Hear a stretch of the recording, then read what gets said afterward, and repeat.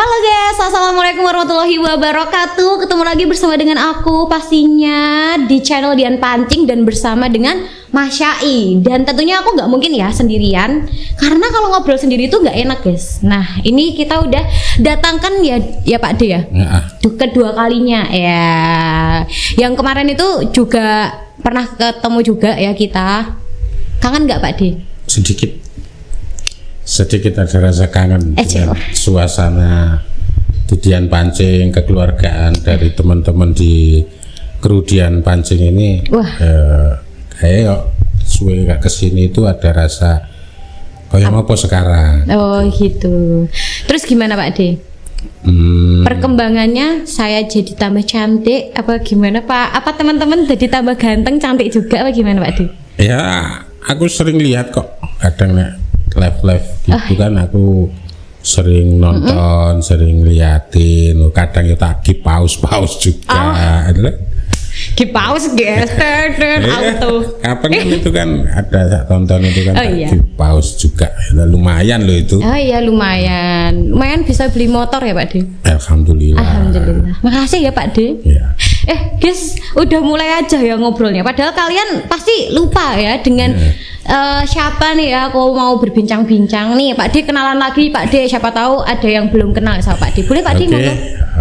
Selamat bertemu kembali pastinya. Iya. Dan saya aku dengan Jancuker secara familiarnya, kemudian secara nama real Ari atau Mario.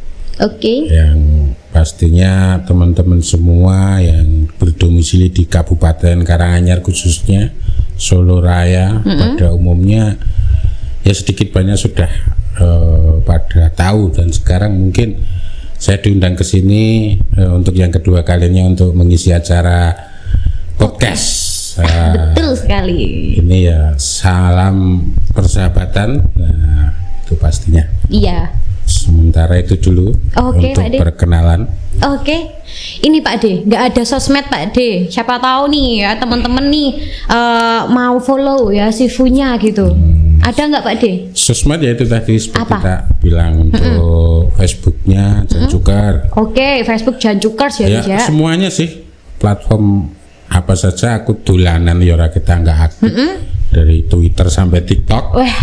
Tapi ya semua itu cuma sekedar hiburan sih bagi saya. Ya untuk berkomunikasi, IG juga dengan nama Jancuker. Iya. Twitter juga dengan nama Jancuker. TikTok juga dengan nama Jancuker. Facebook pun dengan nama Jancuker juga. Nah, pokoknya semuanya Jancuker ya guys ya. Nih, Pak D, kan pasti ada juga kan yang belum nonton nih. Kenapa namanya Jancuker? Kenapa nih Pak D? Bisa jelasin lagi. Nanti baru kita ke intinya gitu ya Pak D. Untuk nama Jancuker itu sepertinya kok nama sing asik gitu aja sih. Asik. Asik ya menurutku. Kalau di Jawa Timuran, kan di Jawa Timur itu kan ada kata-kata janco atau apa gitu ya, seperti Sujiwo Tejo itu juga pakai embel-embel janco kayak gitu. Ya kayaknya asik aja untuk dipakai. Cuma itu aja sih, nggak ada niatan atau sesuatu yang lebih lah intinya. Berarti itu ya guys ya. Jadi ini maksudnya bukan yang kasar gitu, enggak ya Pak D? Cuma asik-asikan aja gitu ya Pak D. Nih kali ini ya Pak D, hari ini kita mau membahas rahasia mancing microfishing yang asik Pak D. Nih Pak D kan ini sifunya guys ya, sering banget mancing ya Pak D ya. Nih untuk akhir-akhir ini Pak D baru mancing microfishing, kolam atau paduan nih Pak D? Untuk akhir-akhir ini ya kalau mancing saya paling ke sungai mikro lah.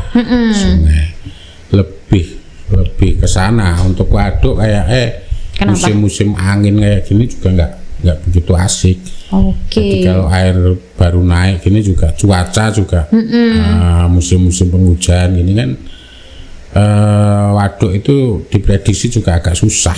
Jadi kadang anginnya tekone enggak ada, atau mungkin cuacanya buruk itu kan akhirnya jadi kita jadi kecewa dalam arti nggak iso puas. Iya, Ya satu-satunya tempat ya microfishing, kita bisa simpel ke sungai setiap saat kita bisa, untuk mencari waktu juga tidak butuh persiapan sing khusus. Nah, tinggal cari umpan, berangkat kan selesai. Iya sih, microfishing tuh lebih paling simple nggak sih Pak Di? Simple. Kalau di antara yang lain loh ya kayak waduk. Menurutku ya kan. paling simpel dari segi waktu, dari Betul. segi peralatan, dari segi apa ya, tempat.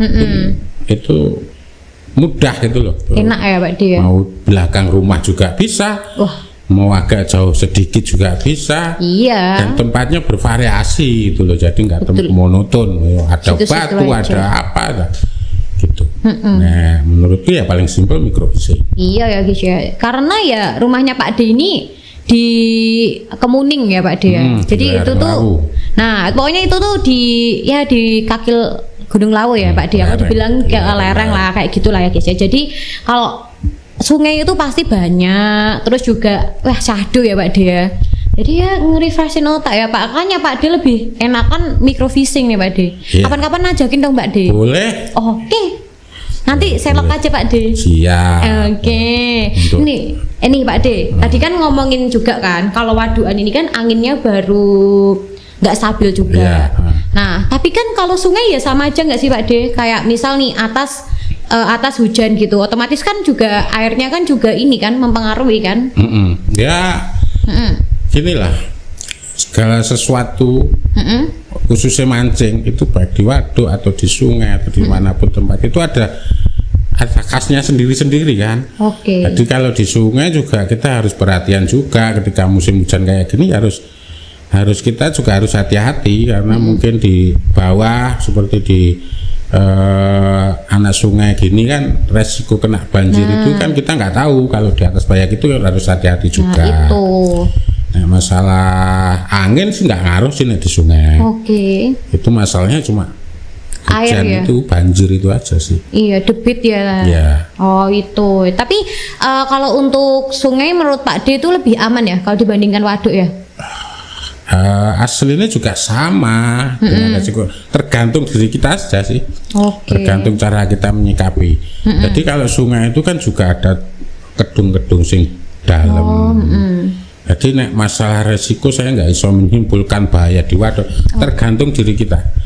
Jadi mau di waduk nek kita sembrono juga bahaya, di sungai pun ketika kita sembrono tidak hati-hati juga bisa berbahaya. Iya juga. Jadi masalah keamanan ya mungkin lebih relatif aman di sungai, masalahnya mudah di setidaknya tempatnya juga kita isomilie itu lebih mudah lah, karena kan waduk kan pure semuanya air. Nah, Iya di sungai sih. kan ada kedung sing dalam kan langsung kelihatan. Nah, waduk kan rata-rata ya sudah kedalamannya hampir Hampir segitu sama. semua. Iya gitulah. benar. Tapi kalau untuk ini nih Pak D, kita kan mau bahasnya rahasia memancing ya Pak D ya. Yang aku tanyain ini juga berkaitan gitu ya. Kalau untuk apa namanya debit airnya kan otomatis kan kalau hujan kan naik ya Pak D ya. Itu mempengaruhi ikan makan enggaknya, itu mempengaruhi enggak sih? Kan kalau mikro itu kan lebih ini ya, ikan kan lebih kecil-kecil gitu loh. Menurut Pak D gimana? Nek di daerah pegunungan itu ketika air naik, naiknya belum full banjir loh ya. Oke. Airnya keruh sedikit gitu malah justru ikannya lebih lahap makannya. Iya. Oh. Itu pastilah, itu bisa tak pastikan ketika hujan datang terus airnya naik tapi belum banjir, baru mulai keruh-keruh itu malah biasanya ikannya lebih gacor, makannya lebih gacor. gitu. Biasanya kayak gitu. Nah, di daerah atas, tapi ketika itu nanti sudah sampai di daerah Sini. bawah, di daerah sini gitu mungkin ketika air semakin keruh juga susah. Oh, berarti mempengaruhinya itu ya bedanya ya. Ada pengaruhnya. Tuh, itu rahasia juga guys dari Pak D ya Pak D. Iya. Tuh. Ya kalau buat teman-teman yang di pegunungan ya, kalau pas kalian mancing airnya agak keruh tuh biasanya malah lebih hauk. Beda kalau misal di tempat kita itu udah termasuk dataran rendah ya Pak D ya. Itu malah kalau airnya keruh agak susah makan susah. gitu. Biasanya agak susah. Nah, kalau ini nih Pak D, kalau untuk jenis-jenis ikan yang biasanya cocok buat microfishing itu, Pak D lebih suka ikannya itu ikan apa nih Pak D? Kan Ya, banyak tuh kan. Banyak sih. Banyak. tapi mayoritas ya wader Heeh. sama uceng kayak gitulah. Kalau ada mungkin ada ikan gabus istilahnya gabus lokal sini, Iya. cana lah nah bahasa gaulnya sekarang gitu. Iya benar. Itu banyak sekali nih di daerah Karanganyar sini khususnya itu masih melimpah sebetulnya, cuma ya karena dengan populasi pemancing yang bertambah sekarang, Iya benar. terus ikannya juga mungkin lebih pinter ya, semuanya juga ikannya juga tambah pinter, jadi merasa mancing sekarang mungkin agak kurang susah perasaannya itu apa kayak merasa opo ikannya habis, padahal enggak sama sekali. Nek masalah ikan itu tetap saya yakin ada ya? masih banyak. Oh gitu. Kalau Pak D kan juga bilang sendiri ya, sekarang kan pemancingan lebih banyak nih, karena juga termasuk sekarang itu masuknya tren Pak D, Iya. banyak kan yang kayak ikut-ikutan lah. Cuma ya is okay gitu ya, selagi itu positif ya Pak D ya, Oke, iya. is okay gitu. Menurut Pak D gimana nih Pak D? Pandangan Pak D dengan bertambahnya pemancing-pemancing dari anak kecil sampai dewasa kan pada mancing semua nih Pak D. Ya asal kita bisa membagi waktu atau mungkin namanya itu juga bisa menempatkan diri, ya nggak masalah dalam arti gini, mancing itu bisa dikatakan untuk kegiatan orang tua itu kan ya bisa dibilang mereka cenderung mengatakan itu hal negatif. Benar. Nah ini untuk yang suka mancing juga jangan melupakan atau melalaikan hal-hal yang lebih penting, jadi gitulah. Intinya oke lah mancing monggo terserah, itu juga kesenangan. Betul. Tapi juga jangan lupa ketika dia belajar saatnya sekolah ya harus sekolah. Ketika kita sing wis wayahe kerja ya harus kerja dulu. Jadi kita harus pintar-pintar membagi waktu. Iya. Nah, masalah menjamurnya pemancing di Karanganyar itu justru malah bagus ya. Bagus dalam arti gini, akhirnya sungai-sungai itu jadi sering istilah didatangi atau disobo lah basa Jawane. Jadi sungai-sungai itu mungkin sing dulunya orang bilang itu wingit gitu, akhirnya menjadi biasa, datang ke sungai itu menjadi hal sing biasa. Jadi nggak masalah sih nek menurutku. Oke, nggak merasa tersaingi nih Pak D. Oh enggak. Siapa tahu ya guys ya, ngerasa tersaingi kayak yang pemula-pemula lebih banyak dapatnya daripada Pak D gitu. Wah, Enggak. Itu rezeki sudah ada yang ngatur. Wah ini bener nih. itulah. Kayaknya ini prinsip para pemancing deh, rezeki udah ada yang ngatur, pasti kayak gitu guys. Lah itu tergantung kita masing-masing juga. Nah masalah untuk rezeki itu pastilah. Yang rezeki itu sudah pasti ada yang ngatur, tapi mayoritas kan hanya sebatas ya kata-kata kayak gitu aja. Iya benar. Bener sih, kalau menurut aku tuh juga apa ya, maksudnya aku setuju gitu loh sama statement Pak D ya guys ya. Yang penting itu kita tidak melupakan kewajiban ya Pak D. Ya, kalau kerja ya kerja. Jadi ibaratnya memancing itu buat menghilangkan stres-stres. Jadi kayak misal kalian jenuh dengan pekerjaan kalian atau mungkin sekolah gitu kan bisa mancing. Tapi jangan sampai ya biasanya kayak gitu nggak sih Pak D yang menimbulkan kayak pendapat orang tua, terus habis itu teman ya, karena setiap hari mau mancing ya. Nah itu kadang sing menjadi orang punya pandangan yang kurang baik pada penghobi mancing itu kadang ya hal seperti itu dari manusianya sendiri, dari para pemancing sendiri, sehingga akhirnya kita dipandangnya wong kayak mancing lah ya gitu kan. Nah itu nggak enak juga sih nek ngrungokke kata-kata kayak gitu kan, nggak enak juga.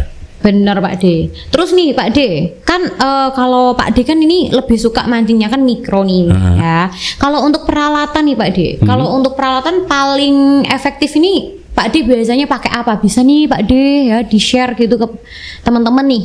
Apa nih Pak D? Joran atau ya kalau biasanya microfishing Pak D lebih sering pakainya joran apa tege? Joran ya sama kan tuh tege sama, maksudnya gini loh. Tradisional kan ada, tradisional sing orang bikin sendiri, ada yang dari bambu atau ngerakit sendiri. dari apa itu nek orang bilang lidi gitu kan ada. Tapi kan saya seringnya ya pakai barang jadi sih kayak tegek sing beli-beliain. Oke. Kalau untuk ininya Pak D kan kayak kail, senar, tegek biasanya Pak D pakainya apa, ukuran apa, jadi bisa di Pak D di-share ya. Ini pasti pemula-pemula banyak nih Pak D. Oh iya. Nih. Nek tegek ya saya pakai tegek sing panjangnya maksimal ya 2,4 gitu. Oke. Untuk senar biasanya nek senar itu menurut kesenangan masing-masing juga sih. Ada yang seneng kecil 0,6 gitu ada. Iya. Ada yang suka 0,10, ada yang 0,12. Tapi maksimal aku ya 0,12. Tapi nek sungainya agak tenang, nggak oke candolan itu ya pakai 0,8 gitu. Tergantung spotnya juga. Nah, spotnya air deras gitu ya, nah pakai senar kecil ya resiko putusnya. Lebih keputus ya. Nah, biasanya Kayak gitu.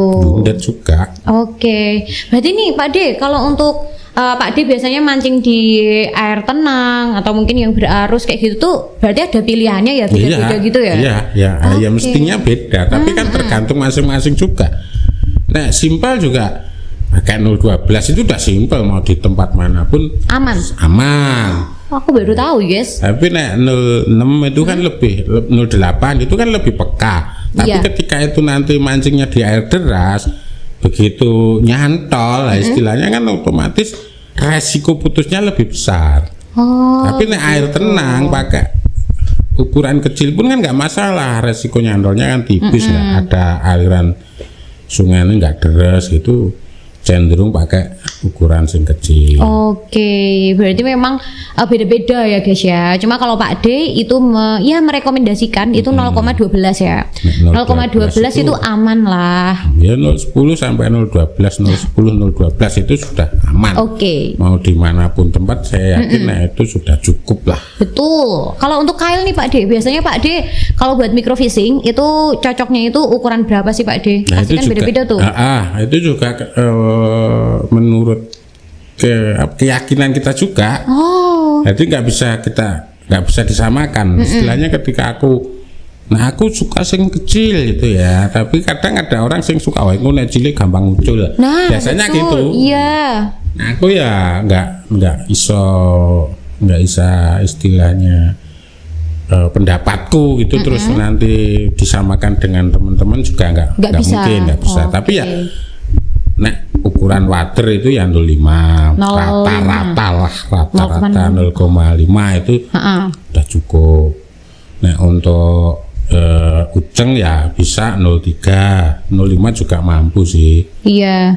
Tapi cenderung ke lebih kecil lagi gitu aja sih. Oke. Tapi kalau untuk uceng wader kayak gitu tipe kailnya ya sama nggak sih Pak D? Atau mungkin ada perbedaan kayak misal nih Pak D biasanya kalau untuk yang uceng harus pakai yang Akita, model Akita itu kan beda toh Pak D, yang Sode sama yang Akita itu biasanya beda guys bentuknya. Bentuknya beda. Itu aku secara aku paling suka mau pakai si model Akita. Oh iya, aku loh secara pribadi pakai model Akita.